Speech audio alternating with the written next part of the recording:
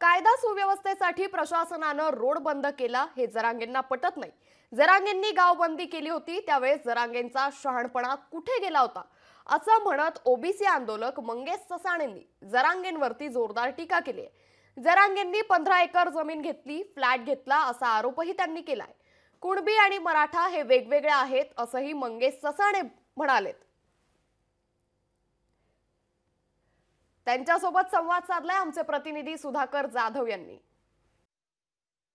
आपल्यासोबत मंगेश ससाणे आहेत। काय सांगाल, काल राडा झाला, या ठिकाणी गोंधळ देखील पाहायला मिळाला, काय सांगाल त्यावर? कोण होते ते राडा करणारे? नेमके हे जरांगे समर्थक होते आणि तुतारीची सुपारी घेऊन हे जे जरांगेंनी चालू केले, मुळात इथं पहिल्या 2 दिवसानंतर पर्यायी मार्ग चालू होता, पण 100-150 गाड्या आल्यानंतर मनोज जरांगेंनी तिथं मग धमक्या दिल्या, आम्हाला हाच रोड, हे बॅरिकेड काढून टाका। मग रात्री 2 वाजता त्यांचा फोन मग शंभूराजे उचलतात, ते ह्याला निलंबित करा, त्याला निलंबित करा।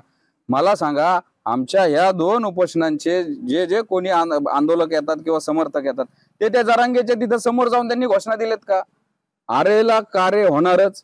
जर समोर आमच्या पण या मंडपासमोर इथनच जर गाड्या जात असतील, अनेक जणांनी इथं घोषणा दिल्या, हावभाव केले।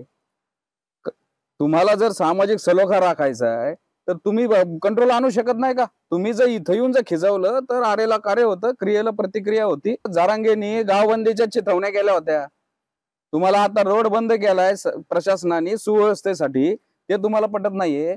मग तुम्ही गावबंदी करायला सांगितले त्यावेळेस तुमचा शहाणपणा कुठे गेला होता जरांगे? ज्या समाजाचं तुला समर्थन आहे, ज्या समाजाने एवढं तुला प्रतिनिधी म्हणून नेमलंय ना, त्यांची इज्जत आणि लाज जरा ठेव। आणि ही तोंडाची जे घाण करतो ना आणि ओबीसीच्या नेत्यांवर घाण शब्दात बोलतो ना, ते थांबव, हा इशारा आहे।